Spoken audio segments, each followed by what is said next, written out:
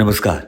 आप देख रहे हैं राजस्थान हेराल्ड। राजस्थान में इसी साल विधानसभा चुनाव होने हैं। चुनावी साल में सियासी समीकरण बदल गए हैं। कुछ समय पहले तक जिन वसुंधरा राजे की सियासत खत्म होने के दावे किए जाने लगे थे, आज उन्हीं वसुंधरा राजे के बीजेपी की ओर से मुख्यमंत्री उम्मीदवार होने की भी भविष्यवाणी की जाने लगी है।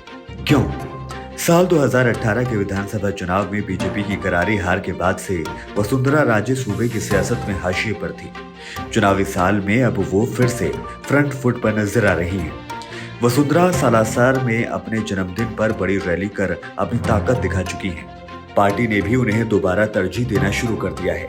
यही वजह है कि कुछ महीनों पहले जहां वसुंधरा की सियासत खत्म होने तक के दावे किए जा रहे थे, वहीं अब उनकी एक बार फिर राजस्थान में बीजेपी के सबसे बड़े चेहरे के रूप में वापसी की भविष्यवाणी की जाने लगी है। पूनिया की ताजपोशी थी वसुंधरा को सख्त मैसेज। बीजेपी आलाकमान ने वसुंधरा राजे की पसंद नापसंद को दरकिनार कर सतीश पूनिया को राजस्थान बीजेपी का अध्यक्ष बनाया था। ये एक तरह से वसुंधरा को सख्त मैसेज था। सतीश पूनिया को अध्यक्ष बनाए जाने के बाद राजस्थान बीजेपी के कार्यक्रमों से वसुंधरा दरकिनार की जाने लगी। राजस्थान में बीजेपी का सबसे बड़ा चेहरा माने जाने वाली वसुंधरा राजे पार्टी के होर्डिंग पोस्टर से गायब हो गई।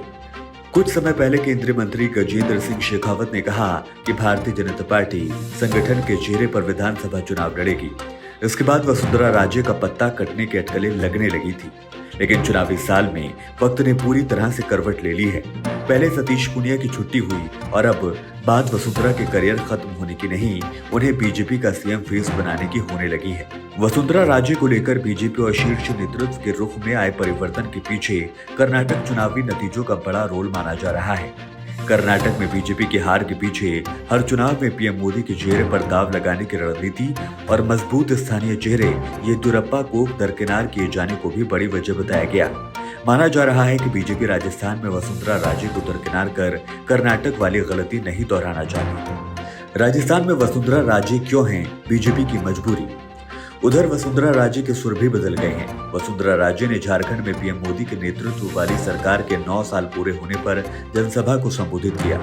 अपने संबोधन के दौरान वसुंधरा ने न सिर्फ प्रधानमंत्री की तारीफ की, बल्कि ये भी दावा किया कि 2024 में भी मोदी सरकार को सत्ता में आने से कोई नहीं रोक पाएगा। वसुंधरा का बयान हाल ही में राजस्थान के आबू रोड में हुए पीएम मोदी के कार्यक्रम में उनको मिली तरजीह और पार्टी के होर्डिंग पोस्टर पर पूर्व सीएम की वापसी, इन सब को देखते हुए अब ये चर्चा भी तेज हो गई है कि क्या बीजेपी वसुंधरा के ही नेतृत्व में राजस्थान के रण में उतरेगी। बीजेपी के नेता इस तरह के कयासों पर कुछ बोलने से बच रहे हैं। वहीं राजनीति के जानकार इसे राजस्थान में बीजेपी की मजबूरी बता रहे हैं। राजनीतिक विश्लेषक अमिताभ तिवारी कहते हैं कि वसुंधरा राजे की लोकप्रियता पूरे राजस्थान में है। सच्चाई यही है कि राजस्थान में बीजेपी के पास ऐसा कोई नेता नहीं जो कद और लोकप्रियता के मामले में वसुंधरा के आसपास भी हो। ऐसे समय में जब कांग्रेस 2 दिग्गजों यानी अशोक गहलोत और सचिन पायलट के आंतरिक द्वंद्व में उलझी है, बीजेपी वसुंधरा राजे की नाराजगी मोल लेकर राजस्थान के रण में कोई रिस्क नहीं लेना चाहेगी। ऐसी तमाम खबरों के लिए आप बने रहिए राजस्थान हेराल्ड के साथ।